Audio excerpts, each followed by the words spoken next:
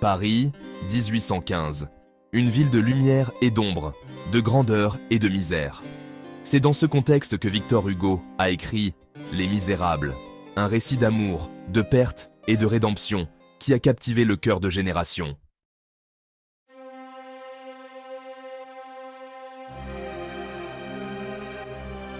Au cœur de cette saga épique se trouve Jean Valjean, condamné pour avoir volé du pain. Emprisonné pendant 19 ans, il en ressort endurci par le crime. Une rencontre fortuite avec Monseigneur Myriel le met sur la voie de la rédemption. La bonté de l'évêque allume une lueur d'espoir dans le cœur de Valjean. Il fait le serment d'honorer la foi de l'évêque, en se transformant lui-même.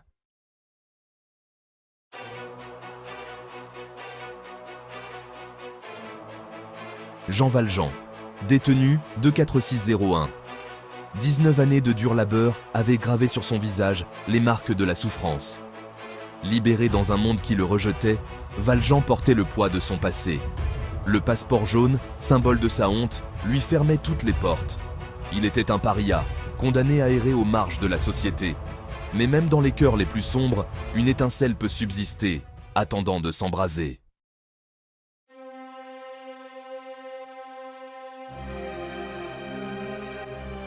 Cette nuit-là, sous le toit de l'évêque, Jean Valjean fit un vœu. Il honorerait la foi de l'évêque et s'efforcerait de devenir un homme meilleur. L'argenterie volée devint le symbole de sa transformation.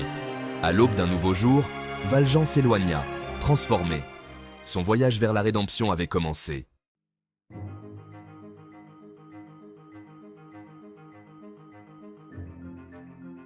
Les années passèrent. Jean Valjean, l'ancien forçat, n'était plus. À sa place se tenait Monsieur Madeleine, un industriel respecté. Il avait bâti un refuge pour les plus démunis, traitant ses ouvriers avec équité. La générosité de Madeleine s'étendait au-delà des murs de l'usine. Pourtant, sous son apparence respectable, la peur d'être démasqué le hantait.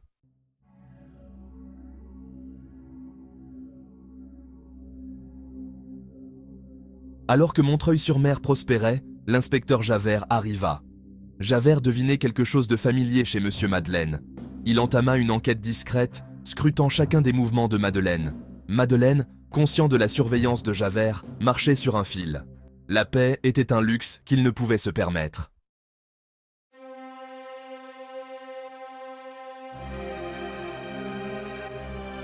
Le destin mit Valjean à l'épreuve avec un cruel dilemme. Un homme fut identifié à tort comme étant Jean Valjean. Valjean était confronté à un choix, garder le silence ou avouer sa véritable identité. La promesse faite à Monseigneur Myriel et sa liberté durement acquise étaient en jeu. Rendre justice à un autre ou vivre une vie fondée sur un mensonge. Ce fut une nuit de réflexion angoissante qui allait déterminer bien plus que son propre sort.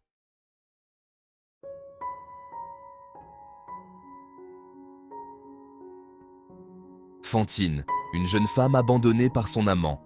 Elle travaillait dur à l'usine de Madeleine, son seul espoir résidant en sa fille, Cosette. Renvoyée de son travail, son monde s'écroula. Le désespoir la rongeait, le spectre de la famine se profilant à l'horizon. Pourtant, la pensée de Cosette nourrissait sa détermination à survivre.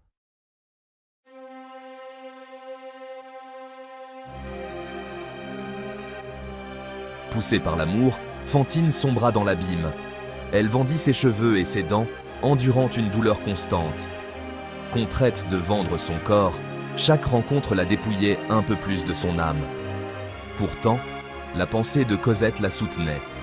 Chaque humiliation était un témoignage de son amour indéfectible.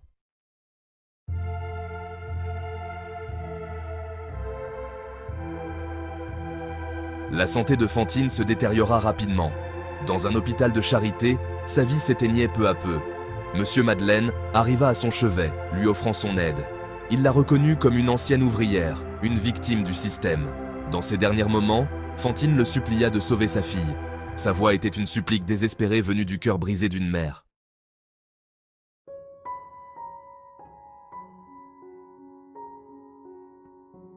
Cosette, une fleur fragile à l'ombre de la cruauté. Confiée aux Thénardier, elle devint une captive. Contrainte de travailler sans relâche, son enfance lui fut volée. Les Thénardier présentaient une façade de respectabilité. Cosette cherchait du réconfort dans l'obscurité de sa chambre mansardée.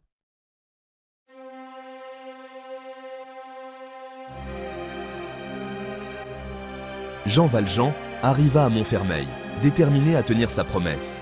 Il trouva Cosette, l'ombre d'elle-même. Les négociations avec les Thénardier furent parsemées de tromperies. Valjean paya le prix fort pour Cosette. Avec Cosette à ses côtés, Valjean quitta l'auberge. Leur voyage ne faisait que commencer.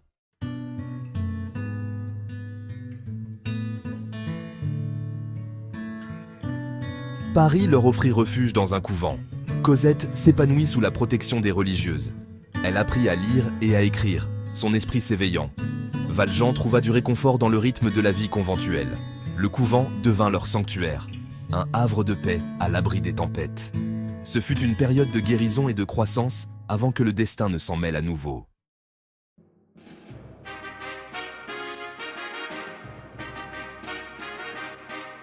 Paris grouillait de vie, mais sous la grandeur, une autre ville vibrait.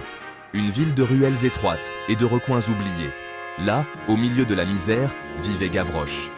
Un enfant abandonné, livré à la merci de la rue. Il connaissait chaque recoin de la ville labyrinthique. Les pavés, son terrain de jeu. Les caniveaux, sa source d'aventure. C'était un gamin, un enfant des rues, son esprit demeurant intact malgré la dure réalité de son existence. La survie était un jeu, un défi quotidien relevé avec intelligence et ruse. Il récupérait des restes, déjouant les commerçants et esquivant les autorités avec une aisance déconcertante. Il était une ombre, un fantôme, évoluant dans les bas-fonds de Paris. Pourtant, sous le masque de la débrouillardise, Gavroche cachait un cœur épargné par le cynisme. Il partageait ses maigres trouvailles avec les autres, son rire résonnant dans les ruelles, un éclat de défiance face à l'obscurité menaçante.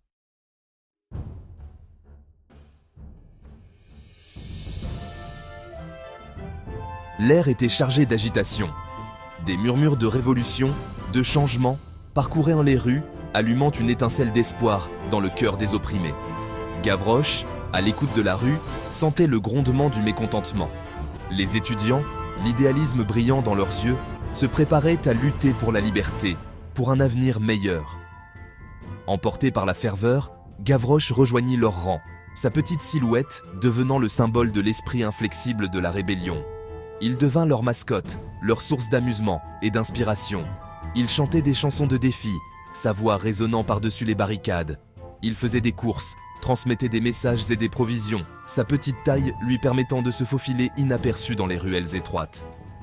Gavroche, le gamin, le survivant, avait trouvé un but qui le dépassait. C'était un enfant de la Révolution, son courage une source d'inspiration pour ceux qui luttaient à ses côtés. Son rire, un acte de défiance contre la tyrannie de l'oppression.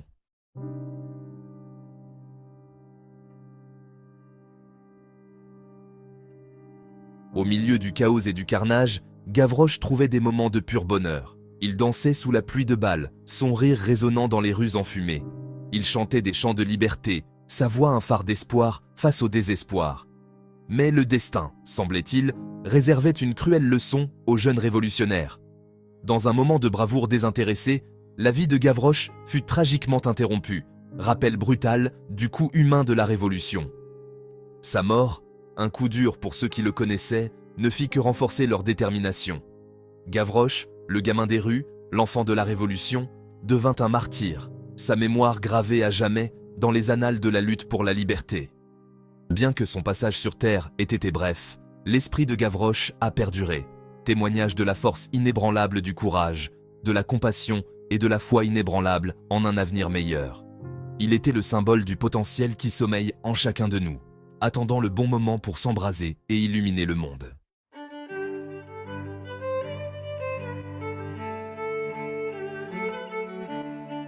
Le jardin du Luxembourg, baigné de la douce lumière d'un après-midi parisien. Cosette, devenue une jeune femme, sa beauté reflétant son bonheur retrouvé, flânait sur les allées impeccables. L'enfant timide avait disparu, son esprit s'épanouissant sous l'amour et la protection de Valjean. Marius, un jeune étudiant, la tête pleine de rêves de liberté et d'un avenir meilleur, fut attiré par la beauté éthérée de Cosette. Leurs regards se croisèrent à travers le parc bondé, une étincelle de reconnaissance s'allumant entre eux. Il était captivé, son cœur battant la chamade. Qui était cette vision de beauté? Il aspirait à la connaître, à percer le mystère qui se cachait derrière ses yeux captivants. Il résolut de découvrir son identité, de trouver un moyen de franchir le gouffre qui les séparait. Cosette, elle aussi, sentit le poids de son regard. Un rougissement colora ses joues, son cœur faisant écho au rythme accéléré de ses pas. Elle n'osait pas se retourner, mais elle ne pouvait chasser ce sentiment que leur destin s'était entrelacé en cet instant fugace.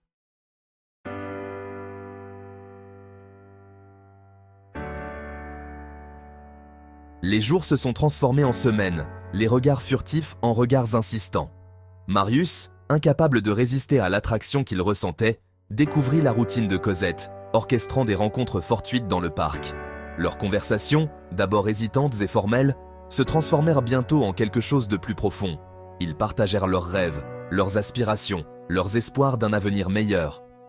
Marius, captivé par l'innocence et la gentillesse de Cosette, tomba de plus en plus amoureux d'elle.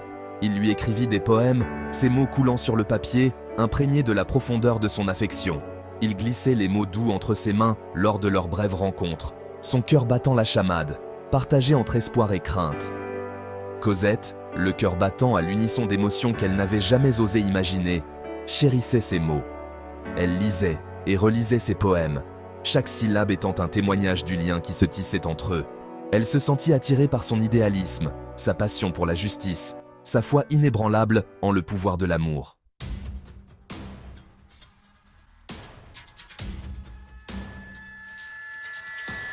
Leur bonheur nouveau n'était cependant pas sans ombre. Valjean, toujours vigilant, sentit le changement de comportement de Cosette.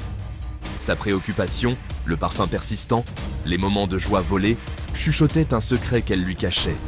La peur le rongeait. Il s'était efforcé de protéger Cosette des dures réalités du monde, de la soustraire à la douleur et à la souffrance qu'il avait endurée. L'idée qu'elle tombe amoureuse, que son cœur soit brisé, le remplissait d'effroi. Son passé, une ombre omniprésente, alimentait ses angoisses. Il connaissait les dangers qui se cachèrent dans l'ombre, la fragilité du bonheur, la nature capricieuse du destin. Il résolut de protéger Cosette, même si cela impliquait de la séparer de la source de sa joie nouvelle. À l'insu de Cosette et de Marius, une tempête se préparait, une confluence d'événements qui menaçaient de les séparer. Le spectre de la Révolution se profilait à l'horizon, projetant une ombre immense sur leur amour naissant, et le passé de Valjean, tel un fantôme du passé, menaçait de briser leur fragile bonheur.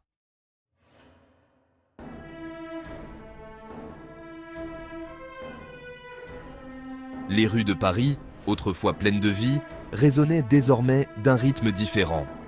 Le cliquetis rythmé du marteau du forgeron avait été remplacé par le battement saccadé des tambours, un appel aux armes qui se répercutait dans les ruelles étroites.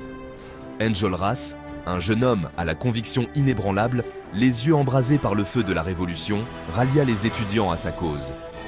Il parla de liberté, d'égalité, d'un avenir libéré de l'oppression, ses paroles allumant une étincelle d'espoir dans le cœur des opprimés. Les étudiants, leur idéalisme juvénile nourri par une soif de changement, descendirent dans la rue, leurs voix s'unissant dans un chœur de défiance contre l'ordre établi. Ils érigèrent des barricades, transformant la ville en un labyrinthe de résistance. L'air, saturé de l'odeur de la poudre et de la tente, crépitait d'une énergie explosive. Le peuple, inspiré par le courage des étudiants, rejoignit le combat, sa colère face à des années d'injustice débordant. La révolution, qui courait sous la surface depuis longtemps, avait éclaté.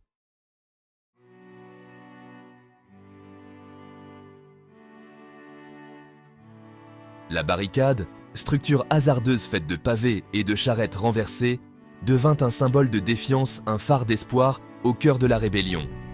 Là, au milieu du chaos et du carnage, Enjolras se tenait droit l'esprit invincible. Il était leur chef, leur inspiration, son courage inébranlable face à une adversité écrasante. Il encourageait ses camarades, ses paroles tranchant à travers le vacarme de la bataille, les exhortant à se battre pour un avenir meilleur. Les femmes, le visage marqué par un mélange de peur et de détermination, s'occupèrent des blessés leurs mains, travaillant sans relâche pour endiguer l'écoulement du sang.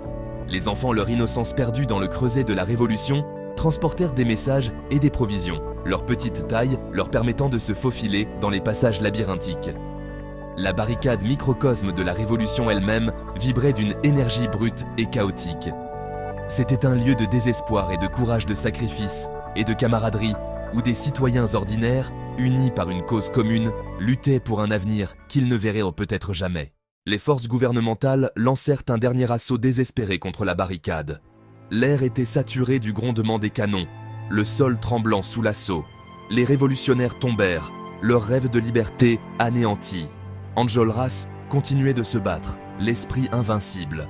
Il affronterait son destin la tête haute, martyr de la cause de la liberté. Sa mort servirait de cri de ralliement aux générations futures.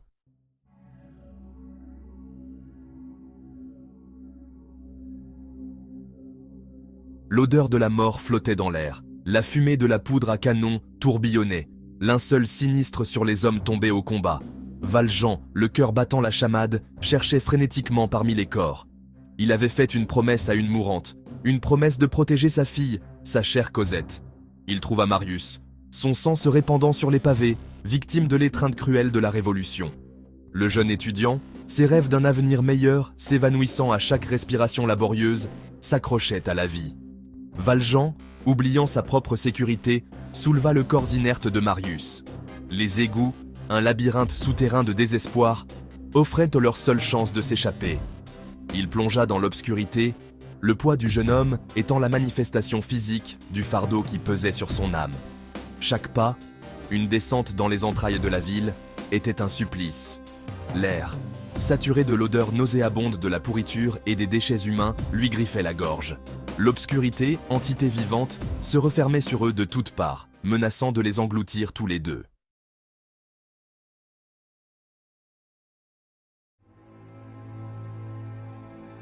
Les égouts, témoignage des bas-fonds de la ville, résonnaient des fantômes des oubliés. Des rats se faufilaient dans la crasse, leurs yeux perçants reflétant la lumière vacillante de la torche de Valjean. Le silence, rompu seulement par le goutte à goutte de l'eau, était oppressant. Il avançait en titubant dans l'obscurité, ses forces diminuant à chaque instant. Valjean s'accrochait à l'espoir d'atteindre la sortie des égouts. Pourtant, il continua d'avancer, animé par un amour paternel.